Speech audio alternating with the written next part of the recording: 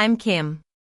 As I sit here in my cozy Seattle apartment, watching the rain gently tap against the windowpane, I can't help but reflect on the journey that led me here. It all started with a simple wish that changed everything. 2 months ago, I received a letter from my mother. Her handwriting was as familiar as it was unwelcome. I heard you got married. I'm proud of you. I'm sorry. Come home when you're ready. I folded the letter and slipped it into the drawer with the rest of her apologies. Forgiveness isn't an invitation, I thought. That night, as I danced barefoot in the living room with my husband, David, I felt a quiet kind of closure. But it wasn't always like this. I grew up in a seemingly perfect family in a big house on Elm Street. My older sister, Lily, was the golden child. At 28, she had a high-flying career in finance, with a perfect GPA from an Ivy League school and a smile that could light up a room. My younger sister, Mia, at 22, was the artistic one. She was always covered in paint, but our parents adored her free-spirited nature. And then there was me, the middle child, the one who always seemed to fade into the background. My father was a busy businessman, always engrossed in his work. He was kind but distant, more concerned with climbing the corporate ladder than with his family. My mother, on the other hand, was a control freak. She ran the house like a strict military camp, with dinner at 7 o'clock sharp every night. Compliments were only showered on Lily and Mia. Lily, that suit is so professional.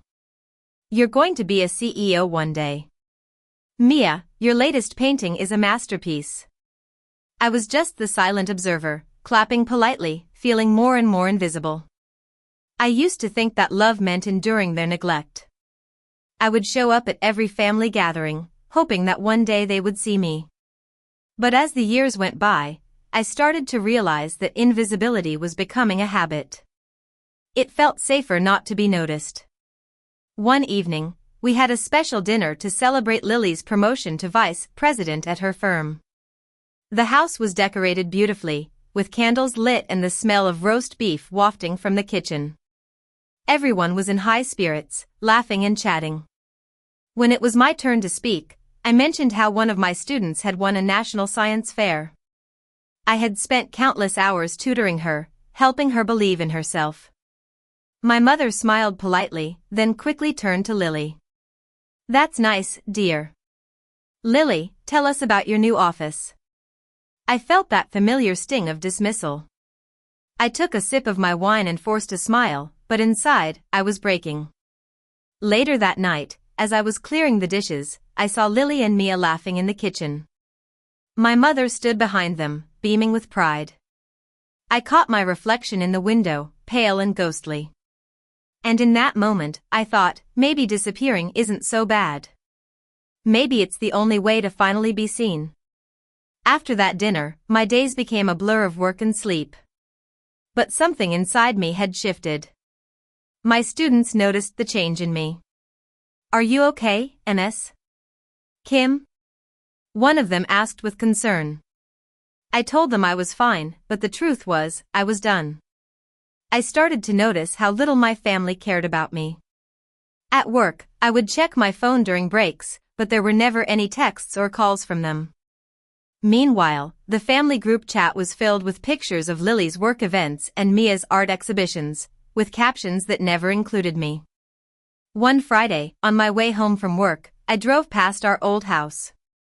The lights were on, and I could hear laughter coming from inside. For a moment, I considered going in, but then I saw my mother hugging Mia. It was the same kind of hug she used to give me when I was a child, before I realized that her love came with conditions. The pain in my chest was unbearable, and I drove away. That night, I opened my laptop and started searching for teaching jobs in other cities. It felt impulsive, but I didn't hesitate. San Francisco, Denver. Each city name seemed like a door to a new life. The next week, I packed up all the family photos. Every frame, every fake smile. I put them in a drawer and taped it shut. My apartment looked empty, but I finally felt like I could breathe. I stopped answering my family's calls and stopped replying to their texts. The silence between us was like a wall, growing stronger every day. 3 weeks later, my mother left a voicemail. "Sweetheart, call us back. We're worried." But her voice didn't sound worried. It sounded annoyed. I deleted the message before she finished speaking. That's when I knew this wasn't just a phase. I was awakening from a long-term slumber, and I was ready to take control of my life.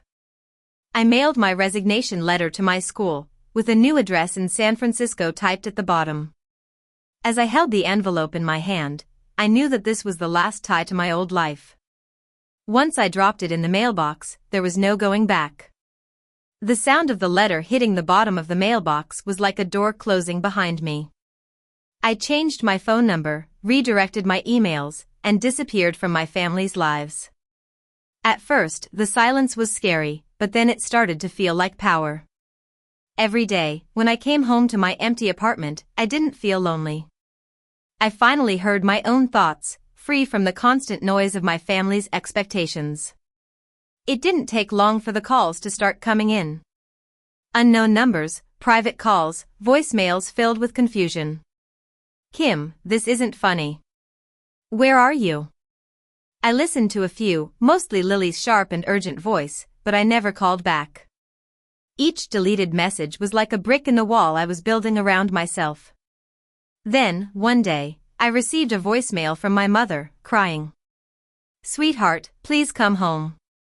Mia's worried. Your father can't sleep." I could almost picture her, dramatic as ever, with her hand on her forehead. But the words didn't move me.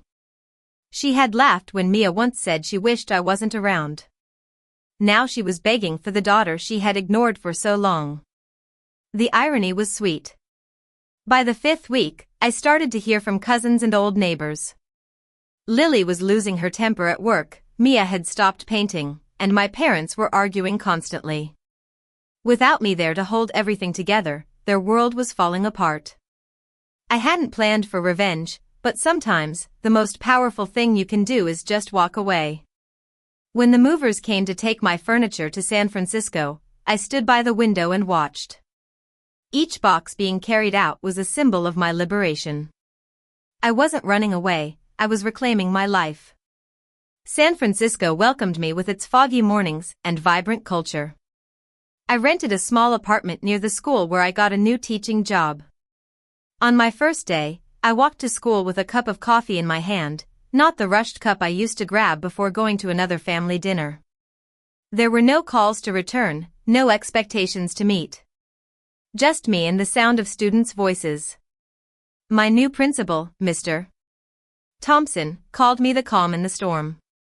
My students listened to me, laughed at my jokes, and gave me handmade cards. For the first time in my life, I felt seen. But the past had a way of catching up.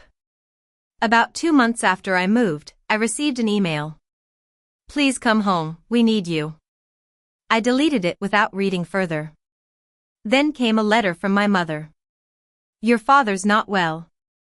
Lily's having problems at work. Mia misses you." I sat on my balcony, listening to the rain, and realized that they didn't miss me. They missed the person who used to clean up their messes. One Friday evening, there was a knock on my door. When I opened it, Lily was standing there, her hair a mess from the rain, her eyes red. "You really weren't going to tell us where you went?" she said, her voice trembling. I let her in. She looked around my apartment like she was in a foreign land. "Mom's falling apart. Mia blames me. Dad won't talk to anyone. It's chaos." I sipped my tea and listened. "You sound surprised," I said. She frowned. "You don't get it. You're the glue that held us together. When you left, everything fell apart." I laughed. "No, Lily. I was just tape, temporary. You all got used to me patching up your cracks." She tightened her jaw. "You're cruel." I set my cup down. "No, I just stopped volunteering for pain." After she left, she told me that my mother was sick. I almost called, but then I remembered that night, the laughter, and the words, "I wish you were never born." A mother's sickness couldn't erase the years of pain. They tried harder after that. Letters, voicemails, even Mia sent one, her voice soft and apologetic. But I didn't feel anything.